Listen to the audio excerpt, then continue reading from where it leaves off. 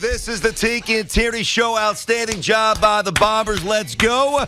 We got a lot of things to get to, obviously. Quick turnaround. Take the Advil, drink the water, get to bed, sleep in, and let's get it off the Astros here, Barber. No rest for the weary. Yankees moving on, baby. Jamison Tyone on the hill tonight. But I got to tell you, BT. Yeah. I went into yesterday thinking, Aaron Boone's really got to be careful on how he manages Nestor Cortez, who had only pitched on short rest one time in his career against Detroit Tigers back in 2019. Didn't go very well. And, Nestor hasn't been in this high-pressure situation, pitching Game 5 of a closeout game in a short series. And who knew how he would approach it? But Nestor was exactly like Nestor's been all season long, save for an error that was ruled a hit because of Aaron Hicks and Oswaldo Cabrera running into each other. Whose call was that, by the way? That's left fielder's ball all the time. Hicks' ball. Always easier coming in. And he's done for a while now, so he's out of the game. But anyways, that was the earned run that Nestor Cortez gave up, even though it really was not an earned run.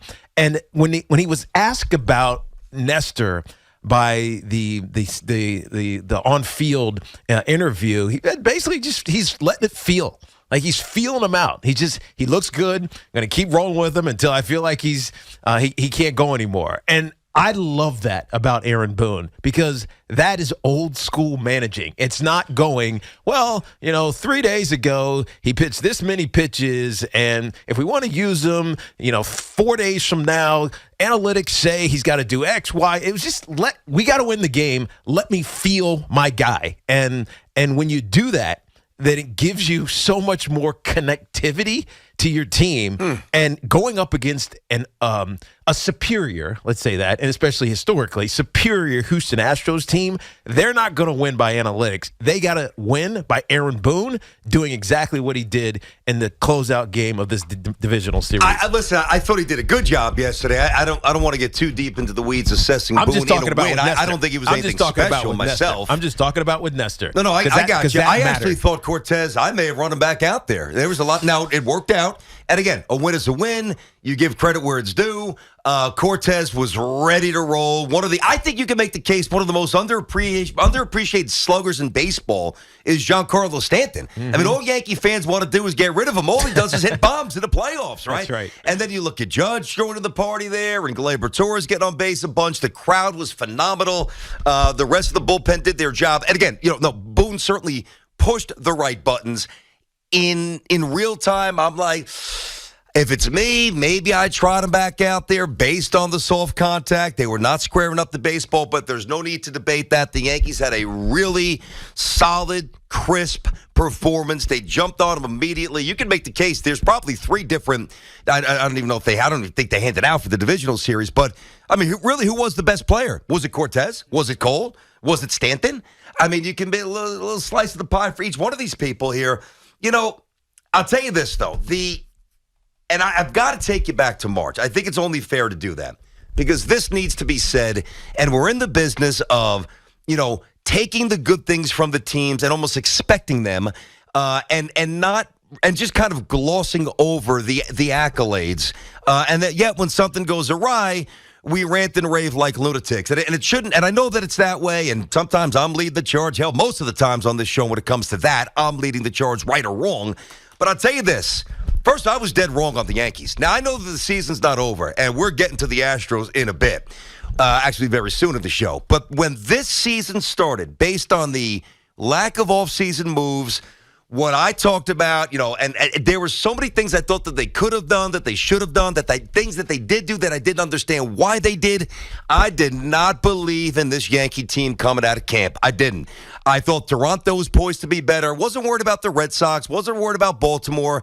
I thought the Yankees would be a wild card team, but I thought this season would be tough, but really tough. And by the way, if Judge doesn't go for 62, it is really tough, okay? The Yankees right now, I just jumped in with Boomer and Gio. Of course, they take it the wrong way.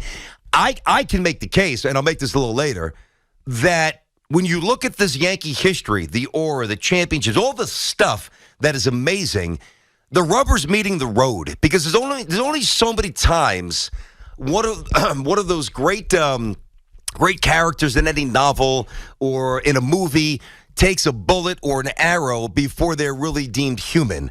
And if we want to keep leading on this incredible Yankee history, you got to man up and you got to beat Houston. I mean, you can't keep losing to this team. So, yeah, the pivot point is now.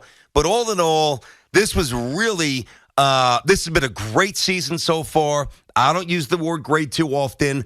I don't know if I'll use that if they don't beat the Astros. I've got to see it. No, I won't. I definitely won't.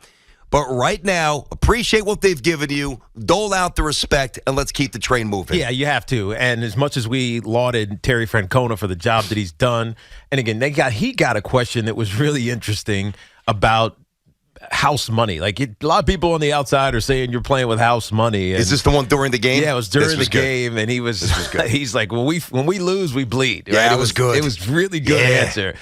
And the question wasn't wrong because people outside of the Cleveland Guardians know that they're ahead of schedule to steal the cliche. Garrett Cole's making 36. The entire pitching staff is making about $14 or $15 million. You hit it yesterday. Enough said. They are not. The Yankees were supposed to win. A constructed team to win a World Series this season. So you're in the DS in Game 5 against the Yankees, who have a $280 million payroll. Maybe not quite that much, but you get the point. And you're not supposed to win. So it is kind of house money. But I loved his answer. But I also didn't love how he managed. Because in this game, he throws out a pitcher who just got rocked. And by the way, I can understand it. He hadn't been in that situation very often. And immediately, there's arms up in the bullpen. He had nothing. He couldn't throw a strike. He had nothing. Yep. And it just begs the question. The Yankees, on short rest, went with Nestor Cole.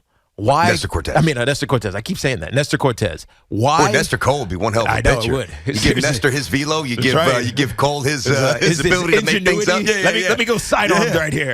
Nestor Cole. Can Nestor Cole pitch tonight? Did you see the Fernando Valenzuela pitch that Nestor threw? Oh yeah, of where course. He turned his back. Oh, dude, he's amazing. That's what the kids on my team do. They all mess around with that now. It's amazing. But anyways, the Yankees go with Nestor Cortez.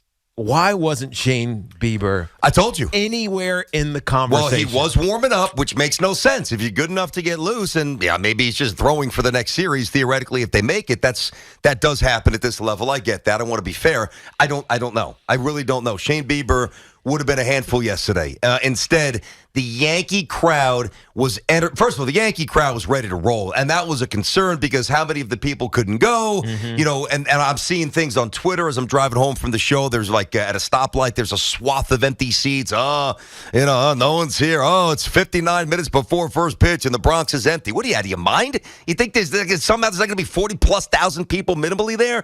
So people, great job finding a way there. People had tickets. Maybe they got there a little late. Oh yeah, but they got there. Oh yeah, well because Yankee fans, that's what you do. You get there because you know what's at stake here, and it's the Yankees. So I think that this has been on a lot of levels, Tiki, a season of borderline overachievement. I know that sounds crazy. Not diagnosed through the prism of the preseason. Not once we were in the middle of the season. You know what I mean? That makes sense. Yes, you're right. We've been handed a couple of different Yankee teams. Like the Yankee team, none of us, just be real, don't lie. I mean, look yourself in the mirror. Nobody believed in this Yankee team coming into the season. I didn't, so I'm guilty. I have no problem putting my hand up. I thought they were built to lose. I did not like it. All right. So then you had that emotion. Then all of a sudden they destroy people and they're flirting with 120 win pace basically. So then, even though it wasn't real, and we knew that, but you had to at least react to it. And then they looked absolutely decrepit, kind of starting with that Houston series to start the second half, and then the Mets handled them twice in Queens. That's when injury, fatigue, attrition started to take its toll. Stanton. Carpenter got hurt. Couldn't score any. I'll get to him in a minute, by the way. Couldn't score any runs. And then the regeneration at the end of the pursuit of 62 home runs by Aaron Judge. They basically given us 5 seasons, is what the Yankees have managed to do. You're not even mentioning the trade deadline non-activity, at least what we thought was non-activity, where you move off of a very popular locker room pitcher and Montgomery, and you bring in Harrison Bader, who's in a boot. But guess what? That worked out. Yes, it did. That worked out. Yes, it did. All right, 877-337-6666. Tiki and Tierney on the Fan inside of our Town Fair Tire studio. Our friends at Town Fair remind you that you always get the guaranteed lowest price on name brand tires from Connecticut to Maine. Nobody beats Town Fair Tire. Nobody. A few things we'll get into coming up next. Number one, now we kind of shift from last night and yesterday, the euphoria.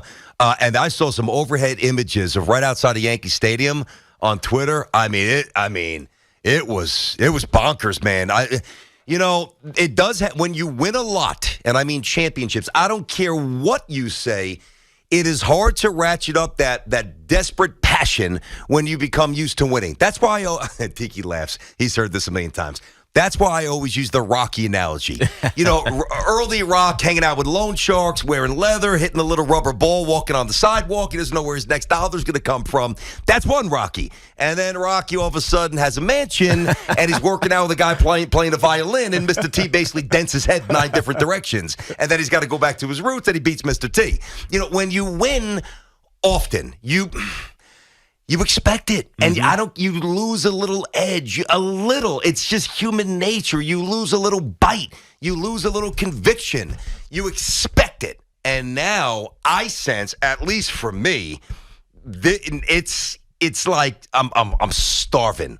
I'm like a caged dog, and I want the Astros, and we got them. Yeah, and they celebrated. Had to be this way. And I was watching the celebration. The room is all, plastered up, and like, dude, don't drink too much. You got to get on a plane in like an hour and a half. And I don't want to hear excuses. No excuses. No. Celebrate it, yes, yep. Obviously, but you got to get on a plane and go play a series in a half an hour, whenever they left to go down to Houston for the game tonight. So, and then tomorrow. By the way, there's an off day Friday, and then it's Saturday, Sunday, Monday, Tuesday. I mean, it's time. The question going into the break, DT. Yes, and then we'll answer it on the other side. Who was the MVP of the DS? You mentioned it briefly, but who was the MVP? Yep, you could split the pie. This divisional series. I think as we take the calls, which we'll do coming up, I think there's a couple of different answers there, and there is one thing, okay?